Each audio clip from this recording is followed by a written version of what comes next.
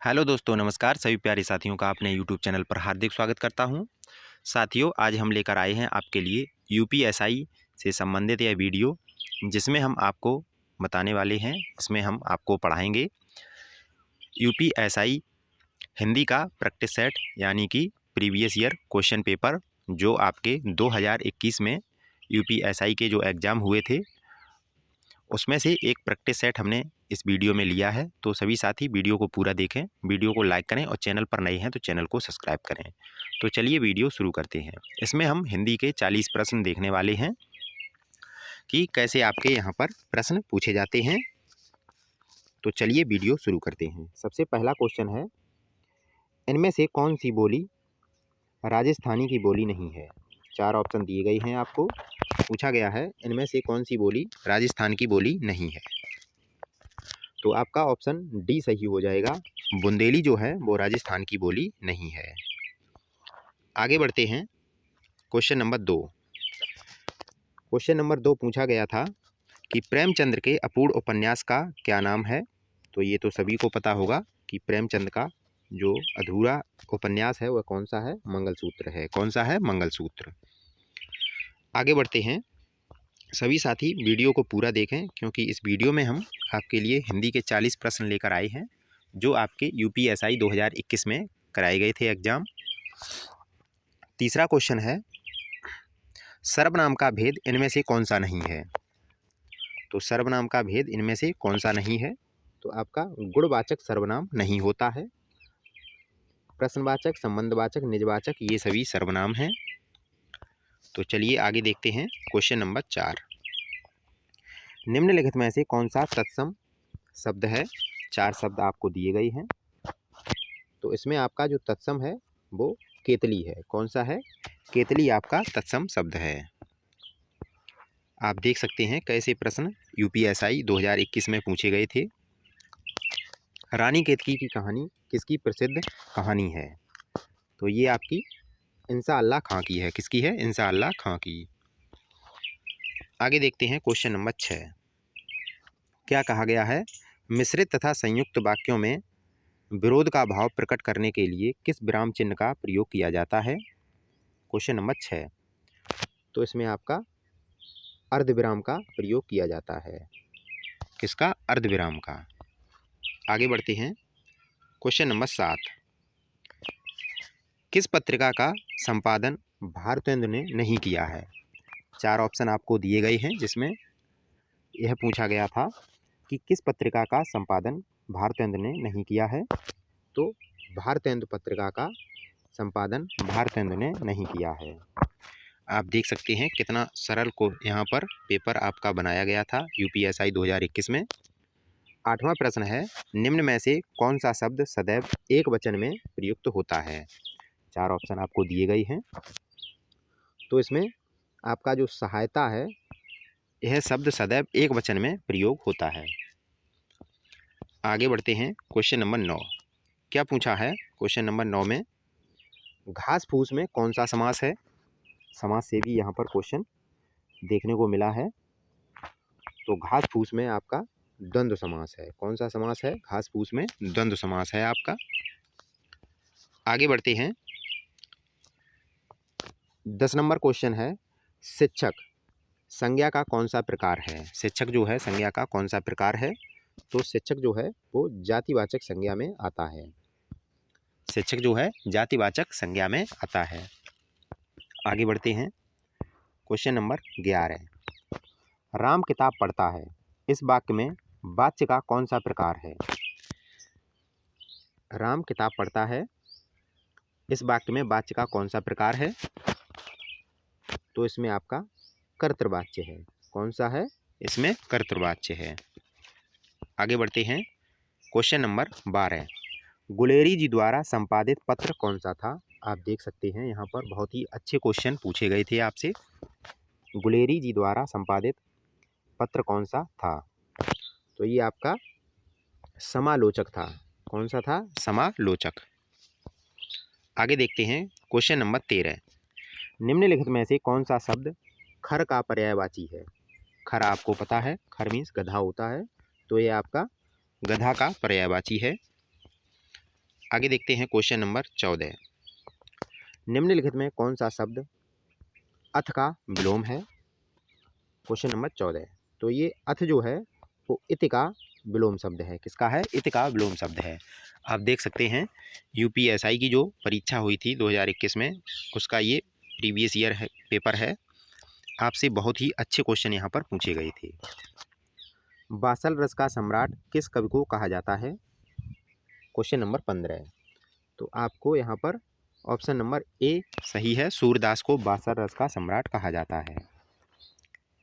आगे देखते हैं क्वेश्चन नंबर 16। क्या कहा गया है? निम्नलिखित में से किस वाक्य में कर्म वाच्य नहीं है? 4 वाक्य आपको दिए गए हैं, इनमें से किसमें आपका कर्म वाच्य नहीं है? Question number 16। तो यहाँ पर आपका जो कर्म वाच्य है, बालक खिलखिलाकर हंस रहा था, इसमें आपका कोई कर्म वाच्य नहीं है, डी ऑप्शन में। चलिए आगे बढ़ते हैं।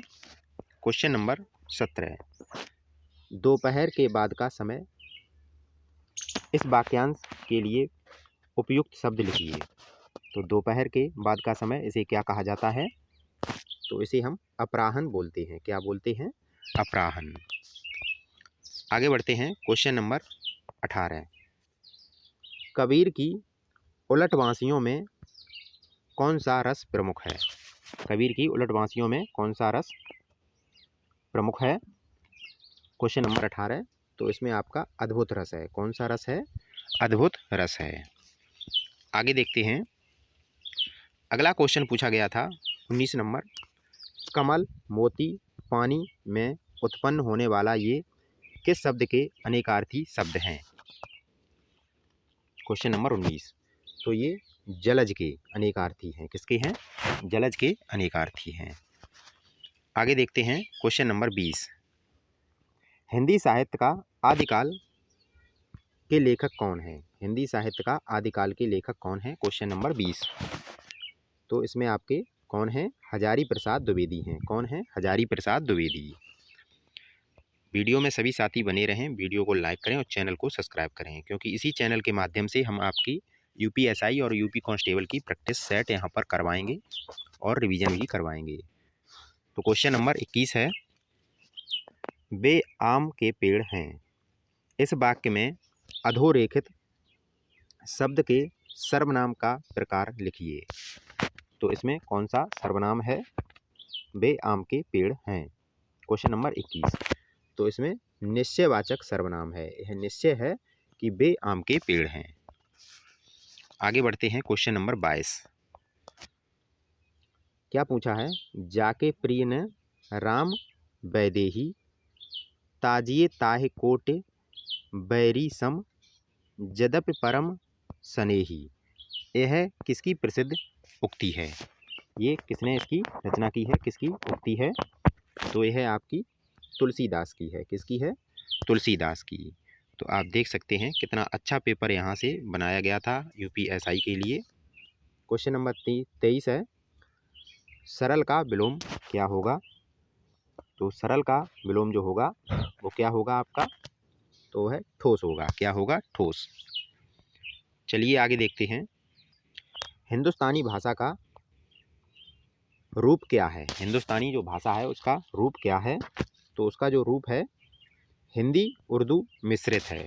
क्या है? हिंदी और उर्दू मिश्रित है। तो चलिए आगे देखते हैं। Question number 25।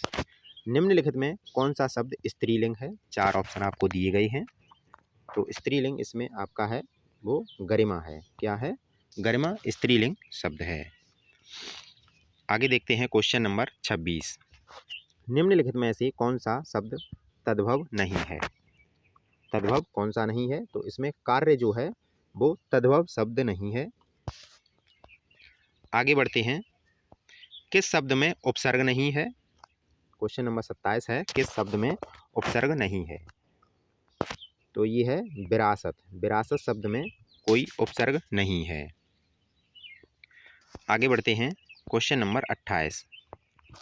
क्या पूछा है? केदारनाथ अग्रवाल को किस कृति पर साहित्य अकादमी पुरस्कार प्राप्त हुआ? कौन सा? केदारनाथ अग्रवाल को किस कृति पर साहित्य अकादमी पुरस्कार प्राप्त हुआ था? तो ये आपका है अपूर्वा पर। किस पर हुआ था? अपूर्वा पर। आगे बढ़ते हैं, क्वेश्चन नंबर 29। निम्न में से सर्वनाम शब्द कौन सा है? सर्वनाम शब्द इसमें कौन सा है? तो जो सर्वनाम है वो आपका कौन है। ये सर्वनाम जो होते हैं वो संज्ञा के स्थान पर प्रयोग किए जाते हैं। चलिए आगे बढ़ते हैं, क्वेश्चन नंबर 30। पूर्वी हिंदी का विकास इनमें से किस अपभ्रंश से हुआ है? यहाँ पर अपभ्रंश से भी एक क्वेश्चन ये आया हुआ है। तो ये आपका अर्धमागधी से हुआ है। किस अपभ्रंश से हुआ है? अर्धमागधी से हुआ है। आगे बढ़ते हैं, राम सेब खाता है। क्वेश्चन नंबर 31, राम सेब खाता है। इस वाक्य में क्रिया का कौन सा प्रकार है? तो इसमें आपका क्या हो रहा है? सकर्मक क्रिया है, इसमें कार्य हो रहा है। आपका क्या हो रहा है? कार्य हो रहा है। चलिए आगे देखते हैं, क्वेश्चन नंबर 32। क्या पूछा गया है 32 में? सारंग लय सारंग चली कई सारंग की ओट, सारंग झीनो पाए के सारंग कई गई चोट। में कौन सा अलंकार है? यहाँ पर अलंकार पूछा गया है। तो आपका यहाँ पर यमक अलंकार है। क्या है? यमक अलंकार है। यहाँ पर सारंग सारंग बार बार शब्द यहाँ पर आ रहा है। तो चलिए आगे बढ़ते हैं, क्वेश्चन नंबर 33। निम्नलिखित में कौन सा शब्द उदार का विलोम है? 33 नंबर क्वेश्चन है। तो उदार का कठोर है। उदार का विलोम कठोर। आइए आगे देखते हैं। अब अनुच्छेद दिया गया है यहाँ पर। अनुच्छेद इसको यहाँ पर पढ़ना है और इसके आपको आंसर देने हैं। क्या कहा गया है इसमें अनुच्छेद में? भारत जैसे देश के लिए सहकारिता की पद्धति को अपनाना विशेष रूप से आवश्यक है। इसका कारण यह है कि भारत में छोटे किसानों तथा व्यापारियों को संख्या ही अधिक है। सहकारिता के आधार पर संगठन किया जा सकता है। सहकारिता के सिद्धांतों की इन विशेषताओं को दृष्टि में रखकर ही हमारी पंचवर्षीय योजनाओं में सहकारिता को बहुत आगे क्या दिया गया है, इससे आपके क्वेश्चन पूछे गए हैं। तो आगे देखते हैं, क्वेश्चन नंबर 34। क्या पूछा है इसमें? योजना आयोग के अनुसार सहकारिता का अधिकाधिक उपयोग किया जाना चाहिए। Question number 34। तो इसमें आपका जो ऑप्शन हो जाएगा अर्थव्यवस्था के विभिन्न क्षेत्रों में। आगे बढ़ते हैं, क्वेश्चन नंबर 35। 35 में पूछा है सहकारिता का मुख्य उद्देश्य है। सहकारिता का मुख्य उद्देश्य क्या है? तो ये छोटे कृषकों और व्यापारियों के आर्थिक स्तर को उठाना है। आगे बढ़ते हैं, क्वेश्चन नंबर 36 की तरफ। सहकारिता निर्धन किसानों का उद्धार कर सकती है। Question number 36। तो इसका आंसर हो जाएगा उन्हें एक सूत्र में पिरोकर तथा उनका आर्थिक स्तर विकास कर। ऑप्शन डी आपका यहाँ पर सही हो जाएगा। आगे देखते हैं, क्वेश्चन नंबर 37। जंगम का विलोम शब्द। यहाँ पर आपसे 3 से 4 विलोम शब्द इस प्रैक्टिस सेट में पूछे गए, यानी कि प्रीवियस ईयर पेपर में पूछे गए थे। तो जंगम का यहाँ पर आपका स्थावर हो जाएगा। आगे देखते हैं, निम्नलिखित में कौन सा शब्द स्त्रीलिंग है? Question number 38। तो इसमें आय जो है वो आपका स्त्रीलिंग है। आय आपकी कितनी है? तो यह स्त्रीलिंग में आता है। आगे देखते हैं, क्वेश्चन नंबर 39। आप मियाँ जी मांगते द्वार खड़े दरवेश, इस लोकोक्ति का सही अर्थ क्या है? Question number 39। तो इसमें किसी निर्धन के घर भिखारियों की भीड़ होना, क्या होता अर्थ है इसका? किसी निर्धन के घर भिखारियों की भीड़ होना। आगे देखते हैं, क्वेश्चन नंबर 40 इस प्रैक्टिस सेट का, यानी का लास्ट क्वेश्चन है आपका। अवधि शिला का उस पर था गुरुभार, तिल तिल काट रही थी दृग जल धार। में कौन सा छंद है? छंद से भी यहाँ पर आपको क्वेश्चन देखने को मिला है। तो इसमें आपका बरवे छंद है। कौन सा छंद है? बरवे छंद है। तो इस प्रकार हमने आपको यहाँ पर यूपीएसआई 2021 का जो पेपर हुआ था आपका, उससे हमने एक पेपर आपको करवाया है कि कैसा आपका प्रीवियस ईयर पेपर आया था और कैसे आपको अपनी तैयारी करनी चाहिए। तो वीडियो आपको कैसा लगा, सभी साथी वीडियो को लाइक करें, चैनल पर नए हैं तो चैनल को सब्सक्राइब करें, क्योंकि इसी चैनल के माध्यम से हम आपके लिए आगे प्रैक्टिस सेट प्रीवियस ईयर लेकर आते रहेंगे और आपकी यहाँ पर हम तैयारी करवाते रहेंगे इस चैनल के माध्यम से। तो सभी साथी चैनल को ज़रूर सब्सक्राइब कर लें। धन्यवाद।